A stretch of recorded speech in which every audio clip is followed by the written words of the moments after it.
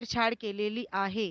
कारण तिने जी फिंगर दाखवली, मिडल फिंगर दाखवली, ती मिडल फिंगर ही पोलिस स्टेशनमध्ये असलेल्या कॅमेरामध्ये, सीसीटीव्हीमध्ये कैद झालेली आहे. आणि ते सगळा तो पुरावा जो आहे, तो पोलिसांकडे आहे. पोलिसांनी ते पुरावे तपासले. मी सुद्धा ते स्वतः पुरावे बघितले आणि त्याच्यानंतर तिच्यावर तो गुन्हा दाखल झालेला आहे.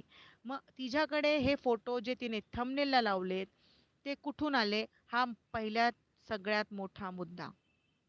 मग असे कोणते पोलीस आहेत, की ते तिला ते पुरावे देत आहेत का? कारण पोलिसांचं काम पुरावे तपासणं आहे, पुराव्याची सत्यता तपासणं आहे आणि सदरचा गुन्हा हा पोलीस स्टेशनच्या आतमध्ये झाल्यामुळे हा खूप गंभीर स्वरूपाचा गुन्हा आहे आणि जर असे पुरावे पोलिस देत असतील, तर ते पोलिसांवर सुद्धा इन्क्वायरी बसू शकते.